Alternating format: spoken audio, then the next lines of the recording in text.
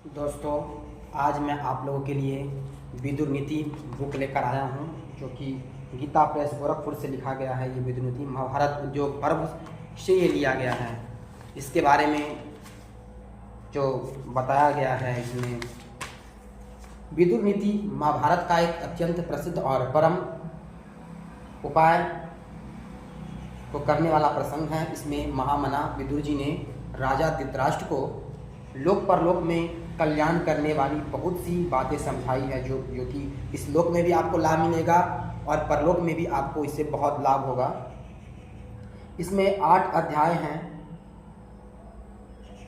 33 व्यंसे और 40 व्यंत के इस प्रसंग के हैं। विदुर नीति पर संस्कृत टीकाएँ भी हैं, लेकिन इसका हिंदी अनुवाद किया गया है इस बुक में। इसमें आपको व्यवहार के बारे में, बर्ताव, नीति, सदाचार, धर्म, सुख दुख प्राप्ति के साधन, कौन सी चीज़ को त्यागना है और कौन से गुणों को ग्रहण करना है, इन सब चीज़ों के बारे में है। परोपकार, क्षमा, सत्य, अहिंसा, मित्र के लक्षण, कृतज्ञ की दुर्दशा, निर्लोभता आदि का विशद वर्णन किया गया है। कैसे आप लक्ष्मी को प्राप्त कर सकते हैं, कैसे आप एक अच्छे विद्यार्थी बन सकते हैं, कैसे आप सुखी बन सकते हैं, एक अच्छा राजा, एक अच्छा नागरिक आप देश के लिए कैसे बन सकते हैं, और कैसे आप मेहनत करेंगे तो आपको सफलता मिलेगी। इन सब चीज़ों के बारे में इस विदुर नीति में लिखा हुआ है। क्योंकि व्यक्ति बहुत सारी चीज़ों की कामना करता है और उसे वो चीज़ नहीं मिलता है, तो इस पर बहुत ही सुखद वर्णन किया गया है इसमें। और इसमें बहुत सारे अध्याय हैं, तो एक एक करके मैं इन सब अध्यायों को मैं आप लोगों के सामने प्रस्तुत करने वाला हूं, तो आप बहुत ही ध्यान से इसे सुनें। ये विदुर नीति शुरू होता है एक कहानी से। पहला अध्याय शुरू होता है बातचीत से। धृतराष्ट्र बातचीत करते हैं। महाबुद्धिमान राजा धृतराष्ट्र ने द्वारपाल से कहा, मैं विदुर से मिलना चाहता हूँ, उन्हें यहाँ शीघ्र बुलाओ। धृतराष्ट्र का भेजा हुआ वह दूत जाकर विदुर से बोला, महामते, हमारे स्वामी महाराज धृतराष्ट्र आपसे मिलना चाहते हैं। उसके ऐसा कहने पर विदुर जी राजमहल के पास जाकर बोले, द्वारपाल, धृतराष्ट्र को मेरे आने की सूचना दे दो। द्वारपाल ने जाकर कहा, महाराज, आपकी आज्ञा से विदुर जी यहाँ आ पहुँचे हैं। वे आपके चरणों का दर्शन करना चाहते हैं। मुझे आज्ञा दीजिए, उन्हें क्या कार्य बताया जाए।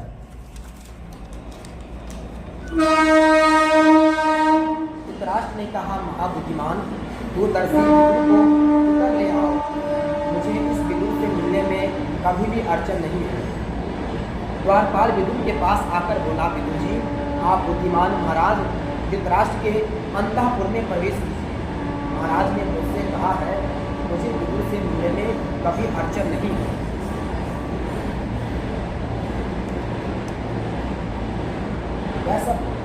व्यासप्यायन जी कहते हैं, राजन, तदंतर विदुर धृतराष्ट्र के महल के भीतर जाकर चिंता में पड़े हुए राजा से हाथ जोड़कर बोले, महाप्रज्ञ, मैं विदुर हूँ, आपकी आज्ञा से यहाँ आया हूँ। यदि मेरे करने योग्य कुछ काम हो तो मैं उपस्थित हूँ, मुझे आज्ञा दीजिए।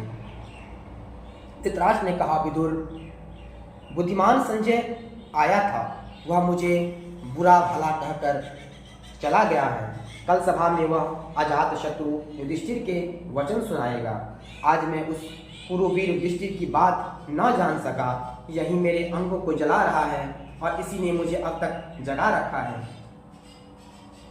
तात मैं चिंता से जलता हुआ अभी तक जग रहा हूँ। मेरे लिए जो कल्याण की बात है वह कहो, क्योंकि हम लोगों में तुम ही धर्म और अर्थ के ज्ञान में निपुण हो। संजय जब से पांडवों के यहाँ से लौटकर आया है, तब से मेरे मन को पूर्ण शांति नहीं मिलती। सभी इंद्रियां विकल हो रही हैं। कल वह क्या कहेगा, इसी बात की मुझे इस समय बड़ी भारी चिंता हो रही है। विदुर जी बोले, राजन, जिसका बलवान के साथ विरोध हो गया हो, उस साधनहीन दुर्लभ मनुष्य को जिसका सब कुछ हर लिया गया हो, उसको कामी को तथा चोर को रात में जागने का रोग लग जाता है।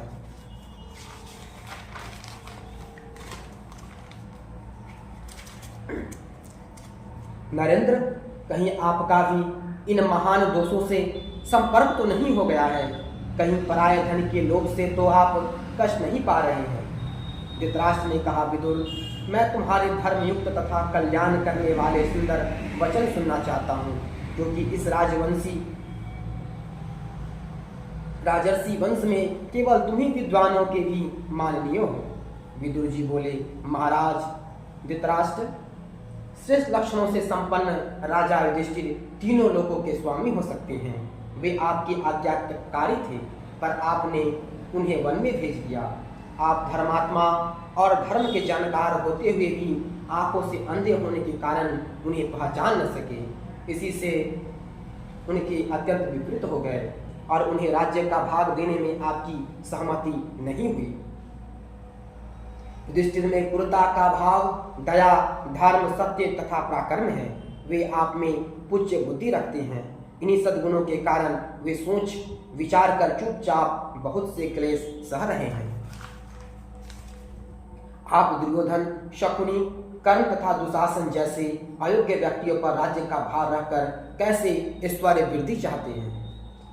अपने वास्तविक स्वरूप का ज्ञान, उद्योग, दुख सहने की शक्ति और धर्म में स्थिरता, ये गुण जिस मनुष्य को पुरुषार्थ से अलग नहीं करते, वही पंडित कहलाता है। जो अच्छे कर्मों का सेवन करता है और बुरे कर्मों से दूर रहता है, साथ ही जो आस्तिक और श्रद्धालु है, उसके वे सद्गुण पंडित होने की लक्षण हैं। विदुर जी पंडित व्यक्ति के बारे में बता रहे हैं कि पंडित के क्या गुण हैं। क्रोध, हर्ष, गर्व, लज्जा, उदंडता तथा अपनों को पूज्य समझना, ये भाव जिसको पुरुषार्थ से भ्रष्ट नहीं करते, वही पंडित कहलाता है। दूसरे लोग जिसके कर्तव्य, सलाह और पहले से किए हुए विचारों को नहीं